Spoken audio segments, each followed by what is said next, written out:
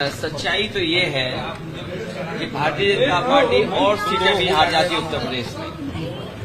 Bharatiya Janata party और भी सीटें हारती है उत्तर प्रदेश में। आप जब अयोध्या का नाम ले रहे हैं, अयोध्या की जनता का मैं धन्यवाद देता हूं। अयोध्या की जनता का दुख दर्द आपने भी समय समय पर देखा होगा। उन्हें जो उम्मीद थी वहां की जनता को, जिस तरह के सरकार का कामकाज था, लोगों को मुआवजा नहीं दिया सही जमीन का, लोगों के साथ अन्याय किया, आपने मार्केट की कीमत से जमीनें नहीं ली उनकी। जब लैंड एक्विजिशन करने के लिए आप चले तो आपने दबाव बना करके झूठे मुकदमे लगा करके उनसे जमीन छीन ली। न जाने कितने व्यापारियों को आपने दुख संकट पहुंचाए जो 100 साल से रह रहे थे, 100 साल से लोग रह रहे थे।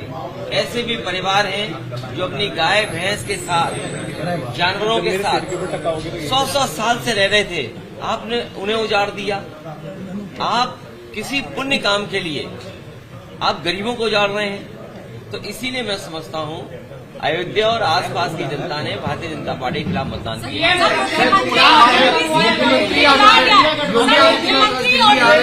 तो अगर दिल्ली आ रहे हैं तो मेरा आपसे निवेदन, दिल्ली में रोक लो, यूपी को भेज के वापस।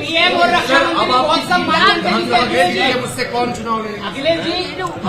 आपका मन हो तो बताओ, बना दें आपको।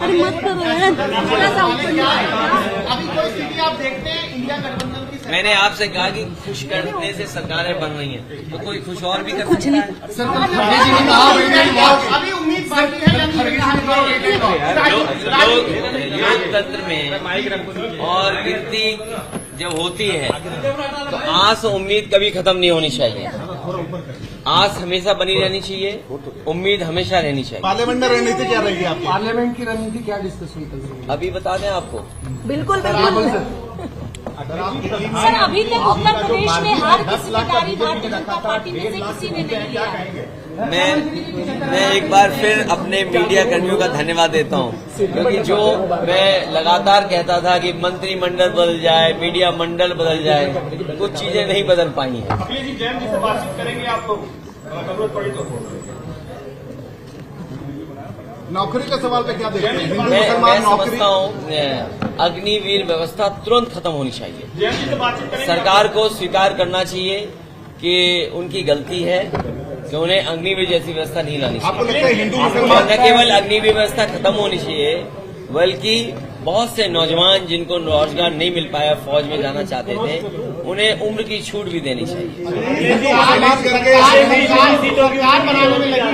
एनडीए सरकार बनाने में लगी है और शपथ 8 तारीख को हो जाएगी।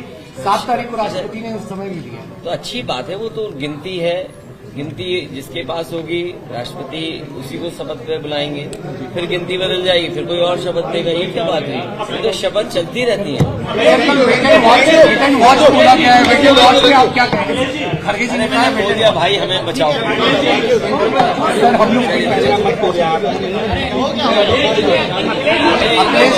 सर, वेट एंड वॉच पे क्या कहेंगे? सर, आपको पहले शुभकामनाएं। कन्नौज की सीट पे आप जीते हैं। मैं कन्नौज की जनता का बहुत धन्यवाद देता हूँ कि उन्होंने सकारात्मक राजनीति को दोबारा सकारात्मक राजनीति के पक्ष में मतदान किया। भाई रोक के रखो भाई। और मैं नहीं कर रहा भाई। सबसे ज्यादा सीटें आपकी पार्टी को मिल पाई हैं उत्तर प्रदेश में इंडिया गठबंधन में, क्या कहता है? मैं जनता का धन्यवाद देता हूँ। सर, आगे क्या होगा? क्योंकि कल इंडिया ब्लॉक की बैठक, अखिलेश जी कल इंडिया ब्लॉक की बड़ी बैठक हुई है, उसमें क्या कुछ फैसले हुए? अखिलेश जी, हमारे आपके लिए सब के लिए खुशी की बात होती है, लेकिन कुछ चीजों पे बस किसी का नहीं चलता है।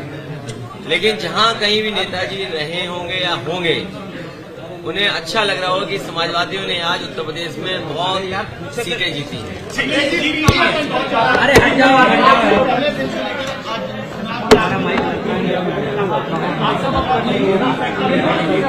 ये लड़ाई बड़ी और पीडीए के लिए लोगों को जागरूक करना, पीडीए आंदोलन के लोगों को जोड़ना, पीडीए के तमाम सवाल हैं उनका जवाब सरकार से मांगना।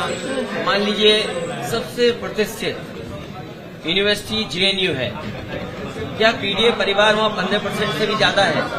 क्या 15% से भी ज्यादा है वहाँ पर? मान लीजिए और प्रतिष्ठित इंस्टीट्यूशंस हैं, उसमें पीडीए परिवार के लोग कितने हैं? तो पीडीए की जीत जरूर हुई आज यूपी में, लेकिन पीडीए को लेकर के लड़ाई जो लड़ी जा रही है वो लंबी लड़ाई है। जो बाबा साहब भीमराव अम्बेडकर जी लड़ते थे, डॉक्टर राममनोहर लोहिया जी ने जो अपने जीवन भर लड़ने का काम किया, नेताजी ने रास्ता हम लोग को दिखाया है, उस रास्ते में लगातार हम लोग चले।